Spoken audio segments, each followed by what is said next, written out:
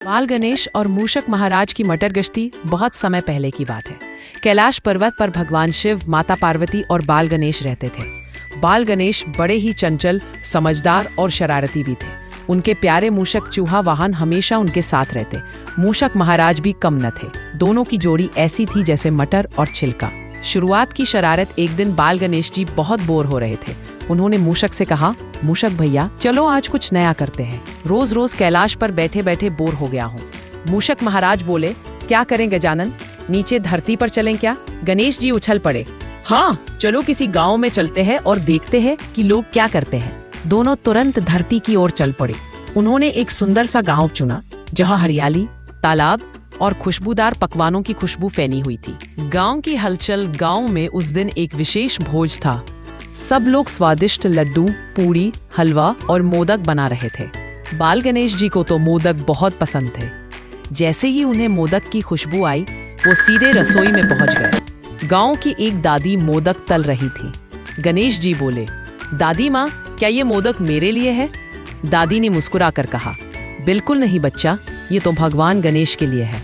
बाल गणेश ने हंसते हुए कहा, तो मैं ही तो हूँ भगवान गणेश। दादी पहले तो चौंकी, फिर हंसने लगी। बड़े शरारती हो भैया, भगवान भी ऐसे मोटू और बाल रूप में आएंगे क्या? अब बाल गणेश को मजा आ गया।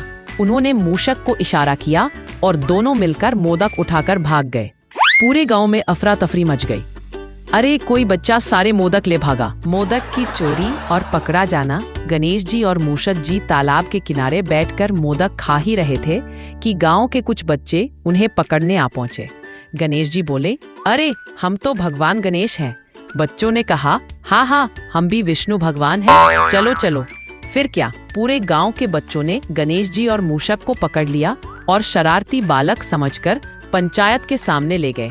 पंचायत में हंगामा। पंचायत में सब बुजुर्ग बैठे थे।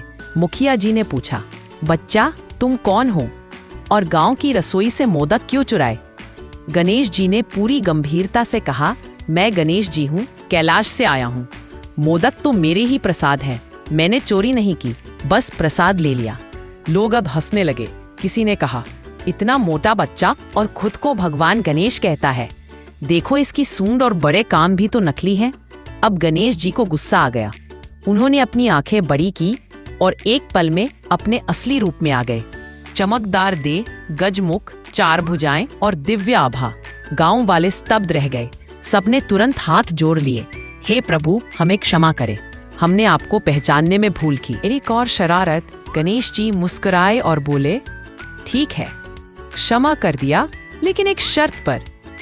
सब बोले, हुक्म करें भगवान। गणेश जी बोले, हर महीने इस गांव में एक दिन मोदक महोत्सव मनाया जाएगा और मुझे सबसे पहले प्रसाद मिलेगा। गांव वालों ने हंसते हुए स्वीकार किया। अब तो हर महीने गांव में धूमधाम से मोदक बनते और सबसे पहले बाल गणेश जी को चढ़ाए जाते। मूषक महाराज की मुसीबत। अब कहानी में ट्विस्ट तब आया जब मूषक महाराज ने गांव के खेत में जाकर गाजर खाना शुरू कर दिया। किसान उन्हें पकड़ने दौड़े। मूषक जी भागे लेकिन एक बड़े से कद्दू में फंस गए। गणेश जी ने देखा तो हंसी रोक न पाए। उन्होंने खेत में आकर मूषक को छुड़ाया और बोले, देखो भैया, सिर्फ मैं ही नहीं, तुम भी शरारती हो। गांव वालों ने अब मूषक महाराज को भी मान दिया। उन्हें कद्दू बाबा नाम दे दिया गया। ऐसी और वीडियो देखने के लिए हमारे चैनल को सब्सक्राइब जरूर करें।